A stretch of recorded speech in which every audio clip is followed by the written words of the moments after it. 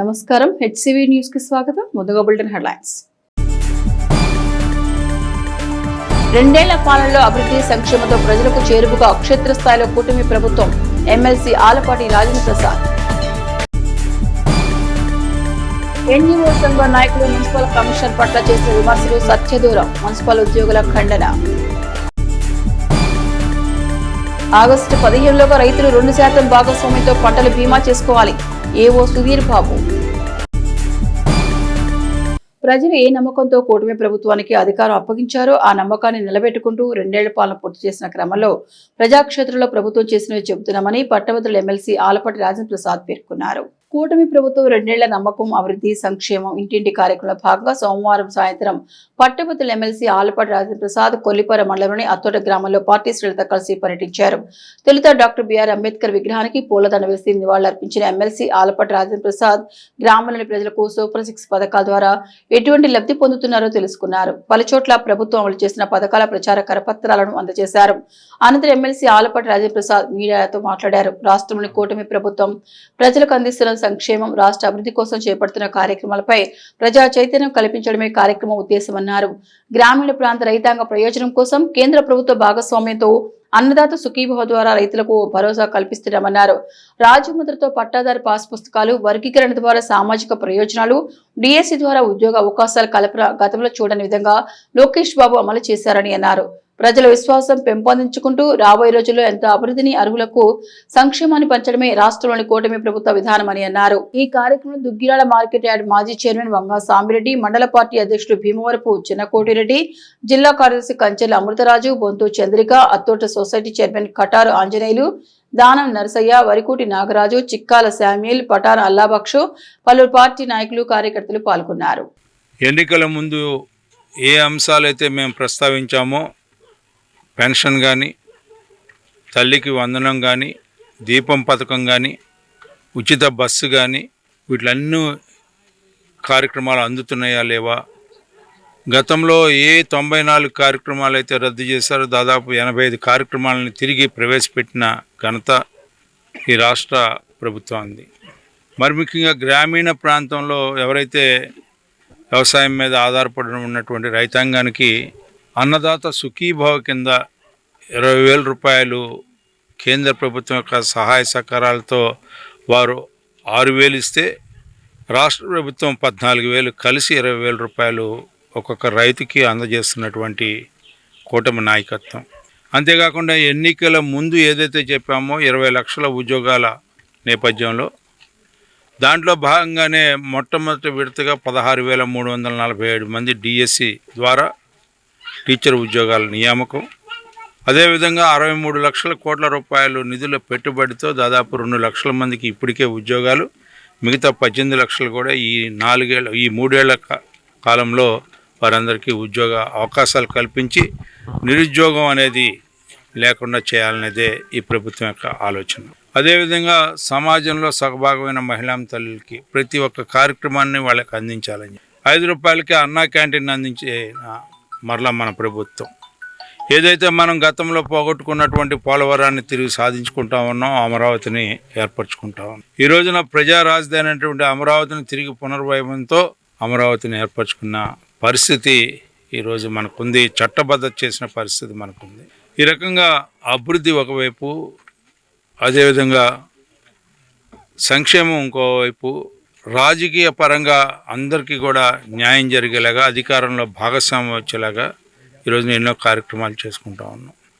దాంట్లో భాగంగానే చట్టసభలకు కూడా ఈ తప్ప మహిళల్ని 33% ఏర్పరచాలని ప్రతిజ్ఞ చేయటమే కాకుండా మన పార్టీగా మనం నిర్ణయం తీసుకోవడం కూడా ఇది గమనార్హం. ఈ రకంగా ఈ రోజున ప్రతి ఒక్కరూ వ్యక్తిగతంగా ఆనందంగా ఉండాలి, సంతోషంగా కుటుంబం ఉండాలి, ప్రతి కుటుంబానికి ఒక ఉద్యోగం రావాలి, లేకపోతే ఒక ఎంఎస్సి స్వయం ప్రతిపత్తితో వాళ్ళ కాళ్ళ మీద వాళ్ళు నిలబడేలాగా ఒక పారిశ్రామికవేత్త చేయాలనేదే ఈ యొక్క ప్రభుత్వం యొక్క ఆలోచన. అంతేకాకుండా ప్రజలు, ప్రభుత్వం భాగస్వామ్యంతో ఈ రోజున ఒక కొత్త బంగారు కుటుంబం కార్యక్రమం కూడా తీసుకోవడం జరిగింది. ఎవరైతే నిరుపేదలుగా ఉన్నారో, ఉన్నవారు ఎవరైతే ఉన్నారో వారి ఒక ఒక భాగస్వామితో ఆ నిరుపేద కుటుంబాలను ఆదుకునే కార్యక్రమం మనలో ఉన్నటువంటి ఆంతర్యం అగాధాలని తొలగించుకునే దానికి మనందరం కూడా కలిసి జీవించేలాగా ఈరోజు ఒక ప్రయత్నం P4 కార్యక్రమం అని చెప్పి కూడా మనందరం గుర్తుపెట్టుకోవాలి. ఆనందంగా ఈ యొక్క రాష్ట్రం ఉండేలాగా అభివృద్ధి వైపుకు పరిగెత్తేలాగా దాంట్లో మనందరంని భాగస్వాములు చేయడానికి ప్రయత్నిస్తున్నటువంటి ఈ కూటమి నాయకత్వానికి వహిస్తే చంద్రబాబు నాయుడు గారిని వర్ధిల్లాలని చెప్పి ఆశీర్వదించాలని చెప్పి ఈ సందర్భం మిమ్మల్ని అందరినీ కోరుతూ సెలవు తీసుకుంటాం. పురపాలక సంఘ పరిధిలోని స్వర్ణ సచివాలయ సిబ్బంది పట్ల మున్సిపల్ కమిషనర్ జేఆర్ అప్పలనాయుడు కటువుగా వ్యవహరిస్తున్నారని ఎన్జీఓ సంఘం నాయకులు చేసిన ఆరోపణలో వాస్తవం లేదని సచివాలయ ఉద్యోగులు కమిషనర్ అప్పలనాయుడుకు క్లీన్ చిట్ ఇచ్చారు. సోమవారం మున్సిపల్ కార్యాలయంలో నిర్వహించిన గ్రీవెన్స్ లో సచివాలయ ఉద్యోగులను మున్సిపల్ కమిషనర్ వేధింపులకు గురిచేస్తున్నాడని ఆరోపిస్తూ ఎన్జీఓ సంఘం నాయకులు గ్రీవెన్స్ లో ఫిర్యాదు చేసే క్రమంలో కమిషనర్ పై వ్యక్తిగత విమర్శలు చేశారు. ఆ సమయంలో కమిషనర్ అప్పలనాయుడు తను ఎవరి పట్ల తప్పుగా వ్యవహరించలేదని ఉన్నతాధికారులకు అవసరమైతే ఫిర్యాదు చేసుకోవచ్చని చెప్పారు. ఇదిలా ఉండగా మంగళవారం సచివాలయ ఉద్యోగులు మున్సిపల్ కార్యాలయ వివిధ శాఖల అధికారులు సిబ్బంది ఎన్జీఓ సంఘ నాయకుల తీరును ఆక్షేపిస్తూ కమిషనర్ వ్యవహార శైలిని ప్రశంసించారు. పలువురు సచివాలయ ఉద్యోగులు సైతం కమిషనర్ అప్పలనాయుడు ఉద్యోగ పర్వంలో అందరితో కలుపుకోలుగా ఉంటారని ఎవరి పట్ల కటువుగా వ్యవహరించారని అన్నారు. ఎన్జీఓ సంఘం నాయకులు వ్యక్తిగత ఆరోపణలు చేయడానికి తీవ్రంగా ఖండిస్తున్నామన్నారు. ఈ ప్రదర్శనగా మున్సిపల్ అధికారులు సచివాలయ ఉద్యోగులు కార్యాలయ సిబ్బంది పాల్గొన్నారు. అయితే గత 2-3 నెలలుగా మనం చాలా ప్రాముఖ్యమైన కార్యక్రమాలు చేసాం.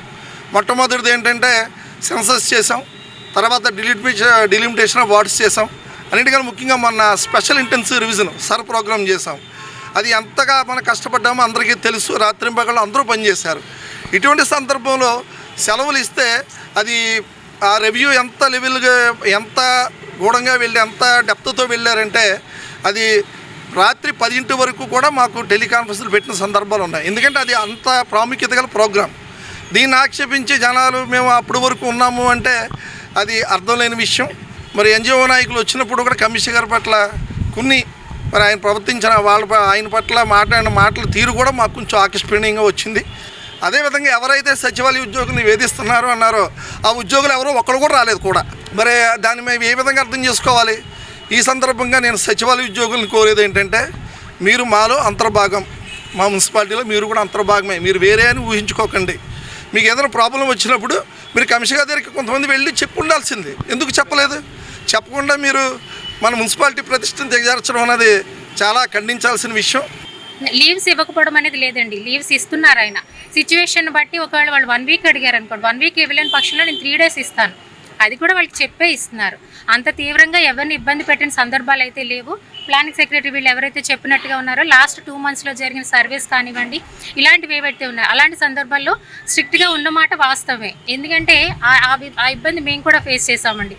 జనరల్గా కలెక్టర్ గారి గ్రూప్స్లో కానీ ఎందులోనైనా కమిషనర్ గారే ఉంటారు. రీసెంట్గా మమ్మల్ని అందరినీ కూడా అంటే సెక్షన్ హెడ్స్ని అదర్ డిపార్ట్మెంట్ స్టాఫ్ని కూడా ఏఈఆర్ఓస్గా పెట్టున్నారు. ఆ పెట్టినప్పుడు అంటే ఆయన పడే ఒత్తిడి ఎలా ఉందనేది మాకు అప్పుడు అర్థమైంది. కొన్ని చోట్ల గట్టిగా ఉండాల్సిన సందర్భం ఉంది, తప్పదు. దాన్ని తప్పు పట్టి ఇంకో విధంగా వక్రీకరించి లేదా లేడీస్ పట్ల ఇలా ఉంటున్నారు అనేది మాత్రం అవాస్తవం అండి. నిన్న ఏవైతే అన్నారో వాటిని మాత్రం మేము తీవ్రంగా ఖండిస్తున్నామండి. నిన్న ఏపీ ఎన్జిఓ వాళ్ళు ఇచ్చినటువంటి లేఖలో అన్నీ సవివరంగా చదివాము. అయితే మే మంత్ జూన్ మంత్లో లీవ్స్ గురించి కొంత ఇబ్బంది ఎదుర్కొన్న మాట అయితే వాస్తవమే. ఎందుకంటే సెన్సస్ డ్యూటీలు ఉన్నాయి, అలాగే ఎస్ఐఆర్ వర్క్. సో అక్కడ ఉన్నటువంటి ప్రెషర్ని బట్టి కొంత వెసులుబాటు అనేది కుదరలేదు. ఈ 2 వర్క్స్ అయిపోయిన తర్వాత నుండి మేము వెళ్ళినప్పుడు లీవ్స్ అనేవి మాకు యాజ్ యూజువల్గానే గ్రాంట్ చేస్తూ వచ్చారు. ఇంకొకటి ఏంటంటే మా డిపార్ట్మెంట్లో అలాగే మా సెక్షన్లో చూసుకుంటే అనుచిత ప్రవర్తన అనేది ఏ లేడీ సెక్రటరీ పట్ల లేదు. అసలు మేమందరం చాలా ఫ్రీగానే మాట్లాడతాము. ఏదైనా విషయం ఉన్నా కూడా సార్ వాళ్ళతో చాలా కూలంకుషంగా మేము చర్చించుకోగలుగుతాము ఒక కుటుంబంలాగా. సో ఇవన్నీ కూడా అవాస్తవమని నేను మీకు తెలియజేస్తున్నాను సవినయంగా.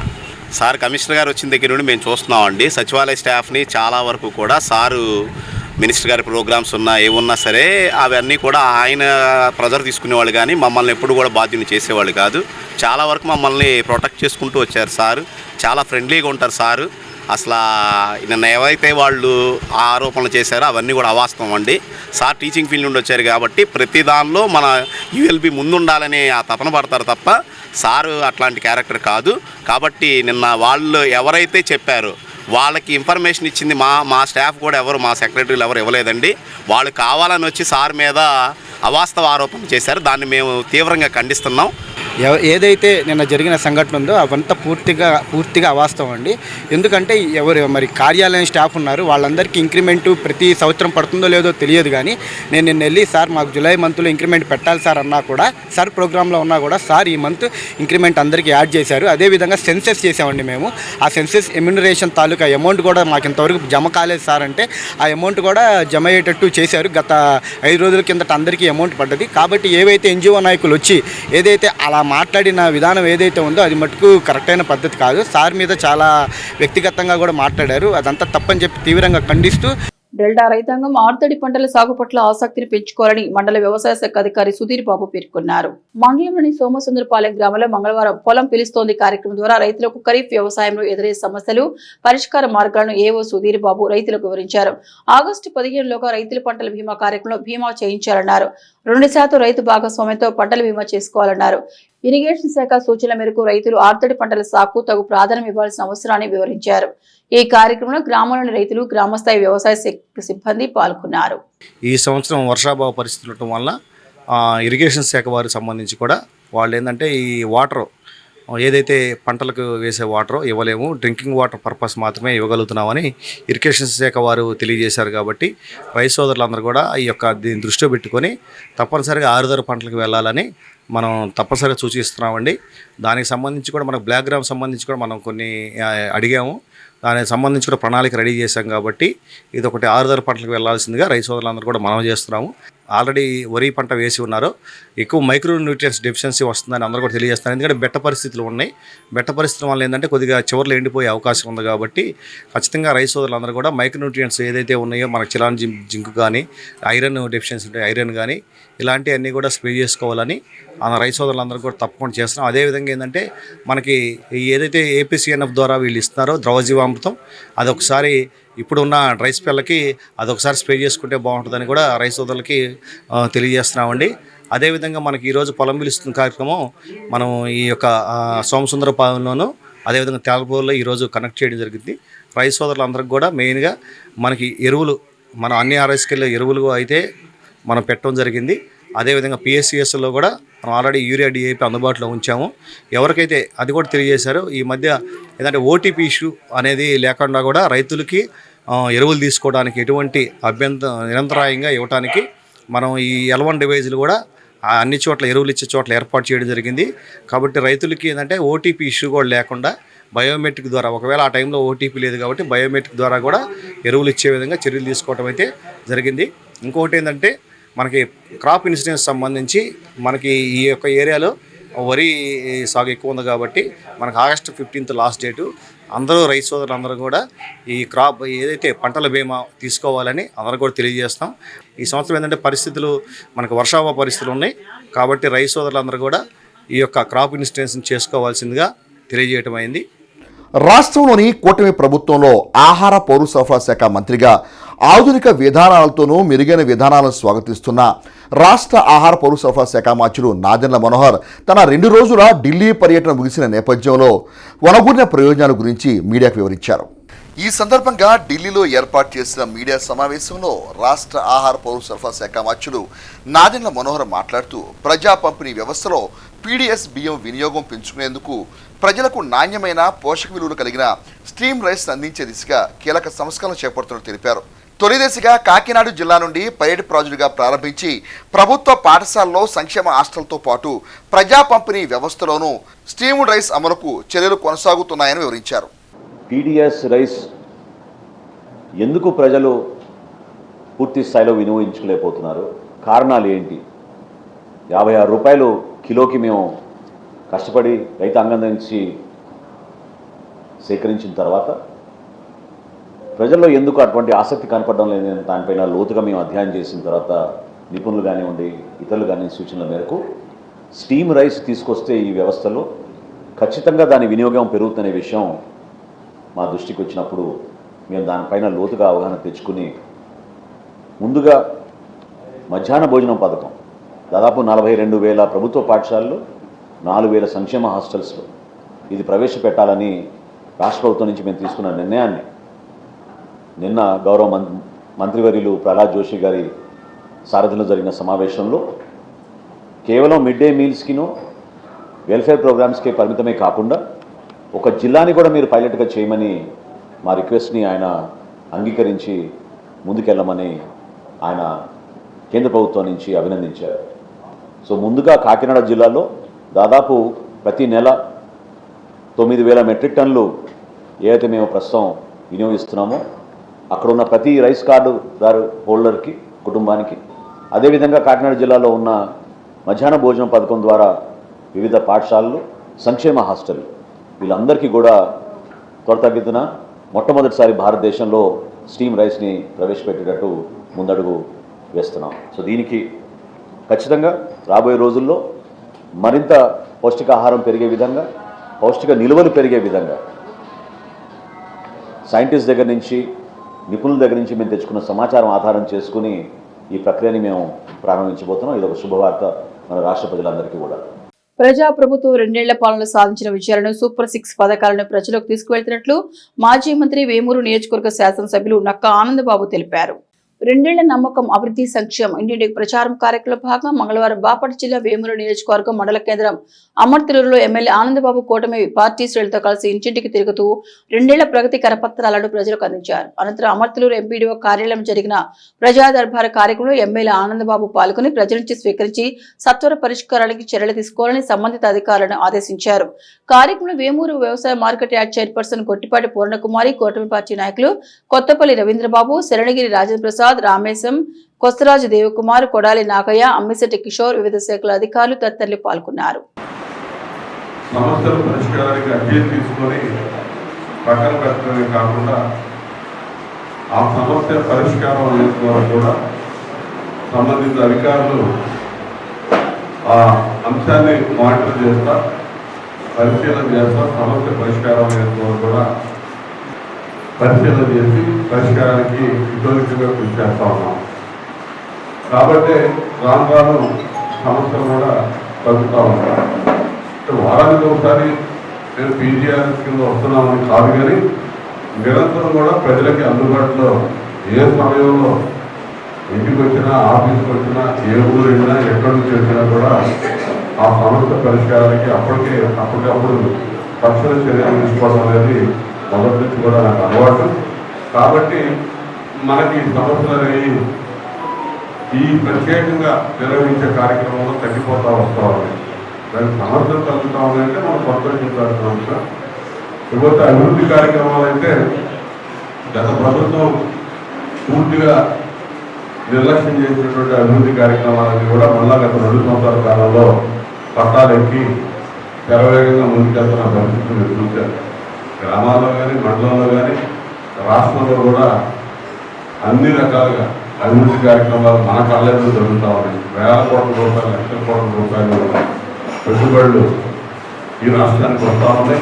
పరిశ్రమలు రాబోయే 2 సంవత్సరాల్లో దాదాపు 23,500 కోట్లు, 23,500 లక్షల కోట్ల రూపాయలు ఇప్పటికీ అగ్రిమెంట్స్ అయ్యి ఒప్పందం చేసుకొని ఈ రాష్ట్రానికి రాబోతా ఉంది. శరవేగంగా అమరావతి నిర్మాణం 55,000 కోట్ల రూపాయలు టెండర్స్ అన్ని కూడా పిలిచి శరవేగంగా రాజధాని నిర్మాణం జరుగుతూ ఉంది. అదేవిధంగా పోలవరం 72% 14-19లో పూర్తి చేస్తున్నటువంటి పోలవరం నిర్మాణం ఆ గత ప్రభుత్వం పూర్తిగా నిర్లక్ష్యానికి గురయ్యి నిర్వీర్యం చేసి ఆ ప్రాజెక్ట్ని బహుళార్థ ప్రాజెక్టుగా ఉన్నటువంటి పోలవరాన్ని పూర్తిగా విధ్వంసానికి గురి చేసినటువంటి పరిస్థితి. డయాఫ్రమ్ వాళ్ళు కూడా కొట్టుకుపోయింది. కట్టిన డయాఫ్రమ్ వాళ్ళు కూడా కొట్టుకుపోతే మరో అదనంగా 1000 కోట్లు కేటాయించి ఆ డయాఫ్రమ్ వాళ్ళు కూడా ఇప్పుడు నిర్మాణం చేశాం. 72% ఆ రోజు పూర్తయితే ఇప్పటికీ 89% పోలవరం ప్రాజెక్టు కూడా పూర్తి చేసి ముందుకెళ్తా ఉన్నాం. ఈ సంవత్సరం కూడా ప్రపంచవ్యాప్తంగా వాతావరణ సమతుల్యత లేక దెబ్బతిని ఎల్నినో పరిస్థితులు వచ్చి పూర్తిగా కరువు పరిస్థితులు నెలకొనే పరిస్థితి దేశవ్యాప్తంగా కూడా వచ్చింది. అటువంటి పరిస్థితుల్లో కూడా మరి ఈరోజు నీళ్ళు ఇవ్వడానికి పట్టిసీమలు మళ్ళీ ఇటీవల పట్టిసీమ కాలంలో మనం లిఫ్ట్ చేసి మళ్ళీ తీసుకొచ్చి కొంత నీటి సరఫరా చేయడం వల్ల ఈరోజు మరి మొత్తం కూడా మీరు నాట్లు వేసుకొని ఆ ఎర్ర వ్యవసాయం ఏదైతే ఉందో మీరు చేస్తున్నటువంటి వ్యవసాయానికి అవసరమైనటువంటి కొద్దిపాటి నీళ్లు ఇప్పుడు సరఫరా చేస్తా ఉన్నాం. ఎప్పుడు ఎక్కువగా మనం హడావిడి లేకుండా ఆ ఉన్న నీళ్లు వచ్చిన నీళ్లు ఏ విధంగా వినియోగించుకోవాలి. RTC employees union Tenali depot ప్రాంగణంలో చేపట్టిన రిలే నిరాహార దీక్షలకి బీజేఆర్ తెనాలి కమిటీ, జై భీమ్, ఎంఆర్పీఎస్ సంఘాలు సంఘీభావం తెలిపాయి. స్థానిక ఆర్టీసీ బస్టాండ్లో ఎంప్లాయీస్ యూనియన్ రిలే దీక్షలు మంగళవారం 6వ రోజుకు చేరుకున్నాయి. ఈ క్రమంలో దీక్ష చేస్తున్న ఉద్యోగులను కలిసి తమ సంఘీభావం తెలిపారు. న్యాయమైన ఆర్టీసీ కార్మికుల హక్కులను యాజమాన్యం కాలరాస్తోందని, డిపో డిఎం వేధింపులకు గురి చేస్తున్నారని సంఘీభావం తెలిపిన నాయకులు పేర్కొన్నారు. ఎంతో నిబద్ధతతో కార్మికులు పనిచేస్తుంటే వారికి నోటీసులు ఇవ్వడం ఎంతవరకు సమంజసమని ప్రశ్నించారు. భవిష్యత్తులో డిఎం పనితీరు మార్చుకోకపోతే సస్పెండ్ చేసే వరకు పోరాటం చేస్తామని సంఘీభావం తెలిపిన నాయకులు పేర్కొన్నారు. ఈ కార్యక్రమంలో బీజేఆర్ కమిటీ అధ్యక్షులు మేకల సురేష్, ట్రెజరర్ సిద్దుల కమలాకరరావు, జైభీం అధ్యక్షుడు కట్టెవరపు దేవయ్య, ఎంఆర్పీఎస్ పట్టణ మాజీ అధ్యక్షులు కొండమంది బోసుబాబు, ఈపూరి సుబ్బారావు పాల్గొన్నారు. తొలుత దీక్షలో పాల్గొన్న వారికి కరచాలనం చేసి సంఘీభావం ప్రకటించారు.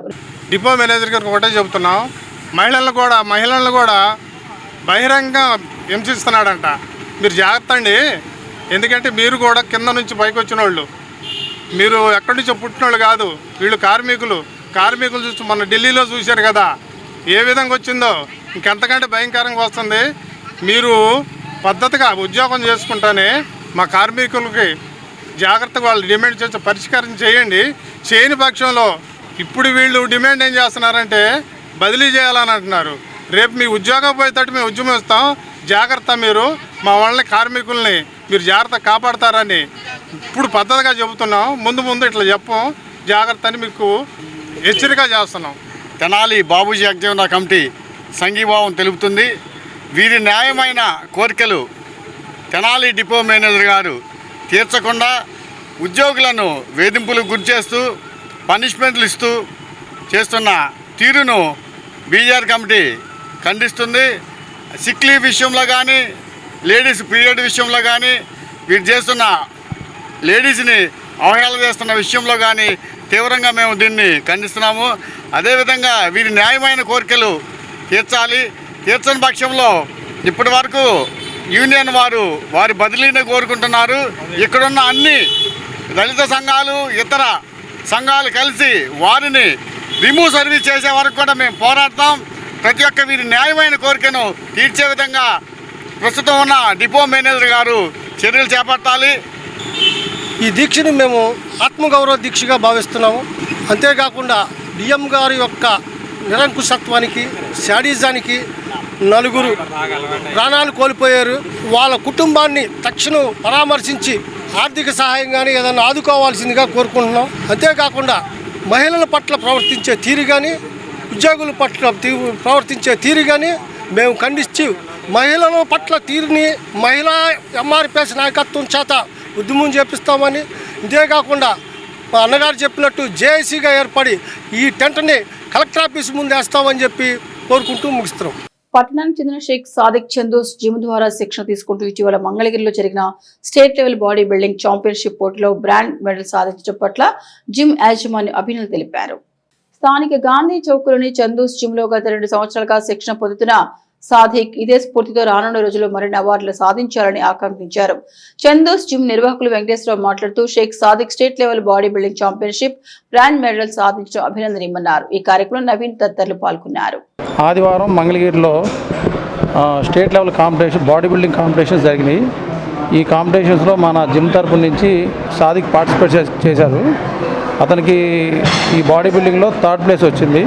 60 కేటగిరీలో దాదాపు 18 to 20 మెంబర్స్ పార్టిసిపేట్ చేశారు. ఈ 20 మెంబర్స్లో మన సాదిక్కి 3rd ప్లేస్ వచ్చింది. మన జిమ్ తరపు నుంచి ఎటువంటి షార్ట్ టర్మ్లో అంటే దాదాపు మన దగ్గరికి వచ్చి 2 years 3 years అవుతుంది.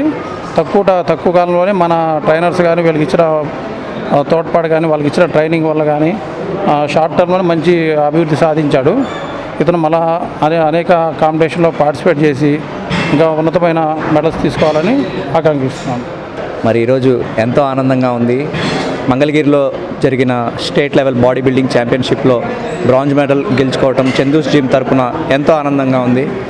మరి 2 సంవత్సరాలైంది చందూస్ జిమ్లో జాయిన్ అయ్యి. ముందుగా మా ఫ్యామిలీ, మా ఫాదర్ అండ్ మదర్ సో జిమ్లో జాయిన్ అయ్యి సపోర్ట్ చేసినందుకు వాళ్ళకి ఎంతో కృతజ్ఞతలు తెలియజేస్తున్నాను. అలానే ముందుగా Chandu's gym committee owner Venkateswararao garu కానీ, అలానే ప్రతి ఒక్క కోచ్ ఎవరైతే ముందు నుంచి సపోర్ట్ చేస్తున్నారో ఎవ్రీడే ఫుడ్ పరంగా కానీ వర్కౌట్ పరంగా కానీ సో గైడెన్స్ ఇస్తూ ప్రాపర్గా ఇక్కడ ఉన్న సపోర్టర్స్ మెంటార్స్ అందరూ చాలా గైడ్ చేయడం వల్ల ఈరోజు దీన్ని అచీవ్ చేయగలిగాను. సో ముందు కూడా ఇలానే ఇంకా పార్టిసిపేట్ చేసి చందూస్ జిమ్కి మరిన్ని మెడల్స్ తేవాలని మనస్ఫూర్తిగా కోరుకుంటున్నాను. Thank you. ఒకవైపు వర్షాభావ పరిస్థితులు, మరోవైపు సాగునీరు అందక రైతుల పరిస్థితి అత్యంత దయనీయంగా మారిందని, ప్రభుత్వం రైతులను మరి ముఖ్యంగా కౌలు రైతులను ఆదుకోవాలని ఆంధ్రప్రదేశ్ రైతు సంఘం జిల్లా అధ్యక్షుడు ములకా శివసాంరెడ్డి ప్రభుత్వాన్ని కోరారు. మంగళవారం మండలంలోని తేలప్రోలు, కంచెలపాలెం గ్రామాల్లో వెద పద్ధతి వరి సాగు చేపట్టిన పొలాలను రైతు సంఘం నాయకులు క్షేత్రస్థాయిలో పరిశీలించారు. గత సంవత్సరం వరి సాగులో అరాకొరా దిగుబడులతో గిట్టుబాటు ధరలు లేక రైతాంగం నష్టపోయిందని రైతు షేక్ ఇస్మాయిల్ వరి సాగు కష్టాలను రైతు సంఘ నాయకుల దృష్టికి తెచ్చారు. 32,000 కౌలు చెల్లించి ఈ ఖరీఫ్లో వెద పద్ధతిన విత్తనాలు చల్లి సాగునీరు అందక నష్టపోయే పరిస్థితి ఏర్పడిందని అన్నారు. ఈ సందర్భంగా ఆంధ్రప్రదేశ్ రైతు సంఘం జిల్లా ఉపాధ్యక్షుడు ములకా శివసాంరెడ్డి మాట్లాడుతూ రైతుకు అవసరమైన మేరకు ఎరువులు అందించేలా చర్యలు తీసుకోవాలని, ఈ క్రాప్ విధానంతో సంబంధం లేకుండా కౌలు రైతులకు పంట సాయం అందించాలని అన్నారు. విపత్కర పరిస్థితుల్లోనూ కౌలు రైతులకు భరోసా కల్పించాలని, గుర్తింపు కార్డులు, బ్యాంకు రుణాలు అందేలా ప్రభుత్వం చర్యలు తీసుకోవాలని శివసాంరెడ్డి డిమాండ్ చేశారు. దుగ్గ్యాల మండలం చిలువూరు గ్రామంలోని దళితవాడలో నెలకొన్న సమస్యల పరిష్కారం విషయంలో అధికారులు ఉదాసీనత వైఖరిని అవలంబిస్తున్నారంటూ ఎంఆర్పీఎస్ నాయకులు స్థానిక తహసీల్దార్ కార్యాలయం ఎదుట మంగళవారం నిరసన చేపట్టారు. హైకోర్టు, హ్యూమన్ రైట్స్, ఎస్సీ కమిషన్ల అత్యవసర నోటీసు సైతం అధికారులు నిర్లక్ష్యంగా వ్యవహరిస్తున్నారని ఆంధ్రప్రదేశ్ లీగల్ సెల్ కన్వీనర్ న్యాయవాది చిలువూరు నాగరాజు మాదిగ అన్నారు. ఇప్పటికైనా సంబంధిత మండల అధికారులు తమ సమస్యను పరిష్కరించాలని కోరారు. వివరాలు ఒకసారి పరిశీలిస్తే గుంటూరు జిల్లా దుగ్గ్యాల మండలం చిలువూరు గ్రామం మాదిపల్లిలో కొన్ని సమస్యలపైన MRPS Andhra Pradesh state legal cell అధ్యక్షుడైన నేను చిలువూరు నాగరాజుని హైకోర్టును ఆశ్రయించాను. అదేవిధంగా హ్యూమన్ రైట్స్ కమిషన్, ఎస్సీ కమిషన్కి ఫిర్యాదు చేయడం జరిగింది. 2023లో కొన్ని సమస్యలపైన ఫిర్యాదుని స్వీకరించిన high court, legal cell authority, human rights commission, అదేవిధంగా ఎస్సీ కమిషను గుంటూరు జిల్లా కలెక్టర్కి అంతకు మించి కూడా ఆంధ్రప్రదేశ్ రాష్ట్ర ప్రభుత్వ ప్రధాన కార్యదర్శి కూడా నోటీసులు జారీ చేయడం జరిగింది. సమస్యలు ఒకసారి పరిశీలిస్తే చిలువూరు గ్రామం మాదిపల్లిలో తుఫాను భవనాన్ని ఆక్రమించి మత కార్యకలాపాలు నిర్వహిస్తున్నారు ఆర్సీఎం చర్చి పేరు మీదని. దీని మీద చర్యలు తీసుకుని నేను హైకోర్టును ఆశ్రయించాను, హ్యూమన్ రైట్స్ లెటర్ పెట్టాను. హ్యూమన్ రైట్స్కి సంబంధించి రాష్ట్ర ప్రభుత్వ ప్రధాన కార్యదర్శి నోటీసులు ఇచ్చింది. రాష్ట్ర ప్రభుత్వ ప్రధాన కార్యదర్శి జిల్లా కలెక్టర్కి నోటీసులు జారీ చేశాడు. కలెక్టర్ ఇంతవరకు పట్టించుకోవడం లేదు.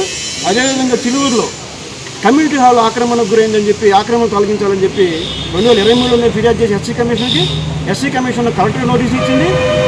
Down the ladder collector Duggyala ఎంపీడీఓకి, దుగ్గ్యాల ఎంఆర్ఓకి నోటీసు ఇచ్చారు. వార్తలు ముగించే ముందు ముఖ్యాంశాలు మరొకసారి.